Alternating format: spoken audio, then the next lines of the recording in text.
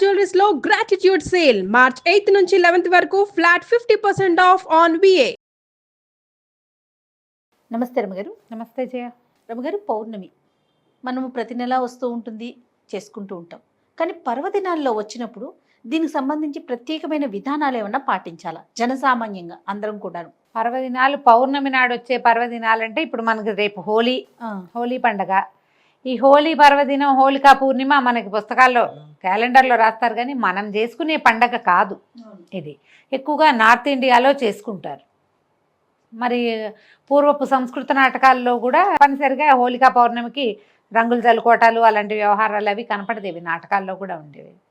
మామూలుగా మనం కార్తీక పౌర్ణమి, శ్రావణ పౌర్ణమి చేసుకుంటాం కదా, మధ్యలో ఏరువాక పున్నాలు అంటారు. పౌర్ణమి నోములు ఉంటాయి, పున్నం నోములు ఉంటాయి, 33 పున్నాల నోము లెక్కల ప్రకారం రకరకాలు జరుపుకుంటాం. ఏ పౌర్ణమైనా విశేషమైన రోజే చేయాలి. అది పర్వదినంగా పండగగా చేసుకునేది హోలీయే పెద్ద పండగ. అవునవును, మనకు కాకపోయినా ఉంది. ఈ నార్త్ ఇండియన్స్ అంటే మనకి మార్వాడీసు, గుజరాతీసు వీళ్ళందరూ ఏంటంటే హోలీకి ఒక వారం ముందు నుంచే వాళ్ళ పూజలు అవి ప్రారంభం అవుతాయి. మనకు అట్లా ఏం లేదు.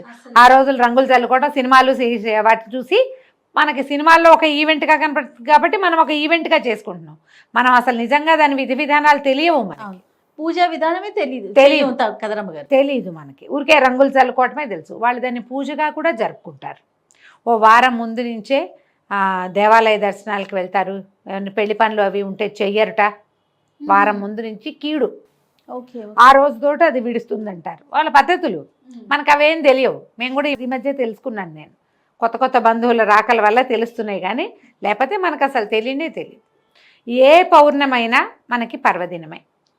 పౌర్ణమి నాడు మనకి ఎట్లా అంటే ఇప్పుడు మామూలుగా మనం చాంద్రమానం కదా, మన కథ అంతా చాంద్రమానంలోనే మనం అన్ని పర్వదినాలు పండుగలు చేసుకుంటాం. మనం ఒక సౌరమానపు పండగ ఏమిటి మంది, మకర సంక్రమణం ఒక్కటే, అంతే. మిగిలినవన్నీ చంద్రుడితోటే మన పండగలన్నీ ఉంటాయి. శ్రీరామనవమను, కృష్ణాష్టమను, వినాయక చవితను కదా, బలిపాడ్యమి దగ్గర నుంచి భాయి దూజను అది కూడా చేస్తాం కదా, భగినీ హస్తభోజనం కదా, యమద్వితీయ, ఇవి చూడు అన్ని తిథుల ప్రకారమే ఉంటాయి. అయితే ప్రతి తిథులకి ప్రతి నెలలోనూ మొదటి ఎండలో వచ్చేదే పౌర్ణమి. ఈ పౌర్ణమి నాడు చంద్రుడు పూర్ణ కళలతోటి కనపడతాడు. చంద్రుడు మనఃకారకుడు అని చెప్తారు. మానసికమైన సమస్యలకి సమాధానంగా ఉంటాడు. మనకి పౌర్ణమి నాడు ఈ మన సముద్రంలో అలలు పెరుగుతాయి అని చెప్తారు, అటుపోట్లు పెరుగుతారు. అమావాస్యకి పున్నానికి వీడికి తెక్కొస్తుందండి అంటారు ఎవరికైనా మనసు బాగుండని వాళ్ళకి. అలాంటి వాళ్ళకి కూడా ఈ పౌర్ణమి తిథి విశేషంగా పనిచేస్తుంది. ఎవరైనా కూడా పౌర్ణమి నాడు లక్ష్మీనారాయణులను పూజించటం మంచిది, లలితాదేవిని పూజించటం మరీ మంచిది. యుక్త వయసులో ఉన్న ఆడపిల్లలు, వివాహం కాని వాళ్ళు కానీ, సంతానం కలగని వాళ్ళు కానీ, ఏవైనా గ్రహదోషాలు లాంటి వాటితోటి బాధపడేవాళ్ళు కానీ, మానసికమైన అనారోగ్యంతో ఉన్నవాళ్ళు కానీ పౌర్ణమి నాడు పగలు ఉపవాసం ఉండి సాయంకాలం విష్ణు పూజ కానీ, లక్ష్మీ పూజ కానీ, లలితా పూజ కానీ ఏదైనా ఒకటి చేసుకుంటే ఈ సమస్యల్లోంచి బయటపడవచ్చు. ఎవరైనా చేసుకోవచ్చు. దీనికి మడి అవి ఇవి ఏమిటేమిటో ఆలోచించద్దు. మీ ఇళ్లలో ఎలాంటి పూజా విధానాలు ఉంటే వాటిని అనుసరించండి. ఏదైనా పూజ చేసుకోవాలంటే మీరేం అనుసరిస్తారు, అదే అనుసరం. దీనికి మనం ప్రత్యేకంగా చేసేది ఏంటంటే పూర్ణబింబం వచ్చేస్తుంది. సాయంకాలం 6 అయ్యేసరికల్లా వచ్చేస్తాడు చంద్రుడు. ఆ బింబాన్ని చూసి నమస్కారం చేసుకోవాలి. మనం లలితా సహస్రనామాన్ని చదవాలంటే ఆ వెన్నెల పడే చోట కనుక కూర్చుని ఆ పూర్ణబింబంలో లక్ష్మీదేవినో, లక్ష్మీనారాయణులనో, లలితాదేవినో భావించి పూజించుకోవటం. ఓకే, మనకి ప్రతిమ కావాలి కాబట్టి ఇంట్లో ఏదో ప్రతిమ విశేషాలు ఉంటాయి కదా, అక్కడ పూజ చేసుకోవటం. వెండి గిన్నెలో పాయసం, పాలతోటి పాయసం చేసి పరమాన్నం చేయటం. అన్నంతోటే, సేమ్యాలు కాదు, సగ్గుబియ్యం కాదు, బియ్యంతో పాలు పోసి క్షీరాన్నం చేసి వెండి పాత్రలో వేసి నివేదన చేసి ఆ ప్రసాదం తీసుకుంటే మనకి ఈ సమస్యలు తీరుతాయని చెప్తారు. ఇది చాలా కాలంగా చాలామంది పాటించే పద్ధతి. నోముగా పెట్టుకోవద్దు, నోము అనుకోకండి, ఇది ఒక విధానం అంతే. కాదు రమ్మగారు, ఏరువాక పౌర్ణమికి కూడా ఇట్లా చేస్తారా? ఏ పౌర్ణమికైనా చేసుకోవచ్చమ్మా. చంద్రుని యొక్క కిరణాలు పడి ఆ, అవి తింటే కనుక సంతానం లేని వారికి సంతానం కలుగుతుందని కలుగుతుంది. మీరు ఈ మొత్తం ఇన్ని నెలలు చేసుకోవచ్చు. ప్రతి నెల పౌర్ణమి వస్తుంది వస్తుంది కదా. కదా. ప్రతి నెల చంద్రుడు అవే 15 కళలు నిండిపోయి కనపడతాడు మనకి. 15వ రోజు పూర్ణచంద్రుడుగానే దర్శనమిస్తాడు. ఆ చంద్రకిరణాలు పడిన పాయసం మంచిది. ఈ సమస్యలన్నిటికీ సమాధానంగా ఉంటుంది. ఓకే.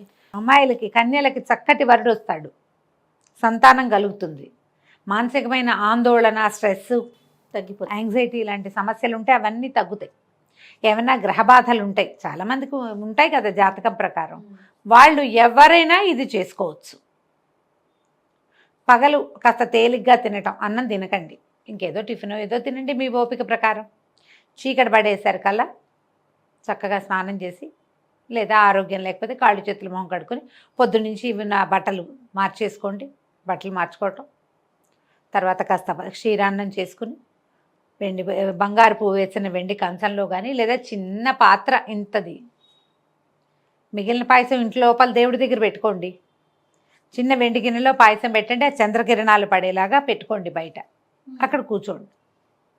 చంద్రబింబాన్ని చూస్తూ నమస్కారం చేసుకుని అందులో పరమాత్మను, అమ్మవారిను భావించి చదువుకోండి. మీరు ఏం చదువుకోదలిస్తే అది. ఏదైనా ధ్యానం చేసుకుంటాము, చదువుకోవటాలు అవి మాకు రావండి, మెడిటేషన్ చేస్తామంటే చంద్రకిరణాలు పడే చోట కూర్చొని మెడిటేట్ చేసుకోండి. ఓకే. బ్రీదింగ్ ఎక్సర్సైజ్ చేస్తారు చాలామంది, అవును. అలాంటివైనా పర్వాలేదు. ఆ పాయసాన్ని చంద్రుడికి నివేదన చేసి అది పుచ్చుకోండి. ఓకే, చాలా సమస్యలు తీరుతాయి. ఇప్పుడు హోలీ అంటే ఏదో పొద్దుటిపూట రంగులు చల్లుకుంటారు పిల్లలు సరదాగా. మనలాగా పెద్దవాళ్ళు ఏం చేస్తాం, మనం ఏం చెయ్యం. మనం అందరం రోడ్ల మీద పడి ఏం ఆడం కదా. ఆ రోజున ఇది అద్భుతమైన రోజు కాబట్టి మనం ఇది చేసుకోవచ్చు, విధానం చేయొచ్చు కదా. తప్పకుండా. ప్రతి పౌర్ణమికి చేసుకోవచ్చు. పిల్లలకి అలవాటు చేయండి. చక్కగా ఇంటిల్ పాది కూర్చుని చదువుకోవచ్చు, సహస్రనామం చదువుకోవచ్చు, విష్ణు సహస్రనామం చదవచ్చు, లలిత సహస్రనామం చదువుకోవచ్చు. సూర్య భగవానుడికి మనం ప్రతిరోజు ఉదయం చేస్తాం, నమస్కారం చేసుకుంటాం. అదే ఈయనకి 15 రోజులకి ఒక్కసారి, 15 రోజులకు ఒకసారి. తర్వాత ఏం చేస్తారంటే చంద్రుడికో నూలు పోగని ఎప్పుడైనా వింటారు కదా. ఈ నూలు పోగని ఒట్టి మాట కాదు చేయాలి. నెలపొడుపు వస్తుంది కదా, చంద్రవంక వస్తాడు చూడు, అప్పుడు వస్త్రంలోంచి ఒక నూలు పోగు వేస్తారు. వేసేవాళ్ళు ఇది వరకు.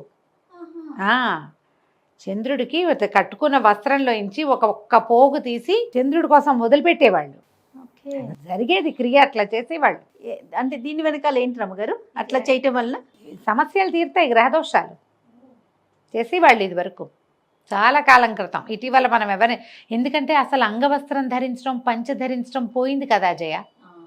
అవునా కాదు? అవును కదా రమ్మగారు. మనకి ఉత్తరీయాలు పోయి టవల్స్ వచ్చినాయి. ఊళ్ళల్లో కూడా తువ్వాలు భుజాన్ని వేసుకుని తిరుగుతారు. అందులోంచి దారం రాదు బయటికి. అసలు ఎక్కడొస్తున్నాయి? నీకు ఉత్తరీయంలో నుంచి వస్తుంది. కండువా వేసుకునేవాళ్ళు కదా పల్చటివి, అందులో నుంచి వస్తాయి. ఓకే. కట్టుకున్న వస్త్రం నుంచి ఒక్క పోగు తీసి అట్లా పోగు అట్లా అంత కనపడతాడు కదా నెలపొడుపు. ఆ పొడుపు పొడిచినప్పుడు అట్లా చంద్రుడికి సమర్పించటం. చాలా సమస్యలు తీరేవి ఇదివరకు అట్లా చేసేవాళ్ళు.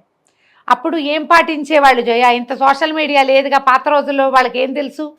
వాళ్ళకి ఏం తెలుసు? శాస్త్రం తెలుసు, వాళ్ళకి విధానాలు తెలుసు. అందరూ చేయాలి సార్వజనీనంగా. అసలు క్వశ్చన్స్ లేవు కదా రమ్మగారు. ప్రధానమైన పెద్దవాళ్ళు ఏం చేశారు, మనం ఇంట్లో అది ఫాలో అయిపోవడమే. అంతేకాని అది ఎందుకు చేయాలి, అది చేయటం వల్ల ఏమొస్తుంది, ఏమి రాదు, నో క్వశ్చన్స్. అదే కదా. పౌర్ణమి నాడు రకరకాల దానం చేయొచ్చు జయ. బియ్యము, పాలు, పెరుగు, నెయ్యి అలాంటివి దానం చేసుకోవచ్చు. తెల్లటి వస్త్రాలు, ముత్యాలు, మల్లె పువ్వులు లాంటి తెల్లని పువ్వులు, ఇవన్నీ కూడా ఎవరికైనా ఇస్తే కూడా మంచిదే. పౌర్ణమి నాడు పగలిచ్చుకోవచ్చు, ఎవరికైనా దానం చేసుకోవచ్చు. దానం చేసినా మంచిదే, ఇలా మనం పూజ చేసుకున్నా మంచిదే. మీ అవకాశాన్ని బట్టి చేసుకోండి. తప్పకుండా. నమస్తే. నమస్తే.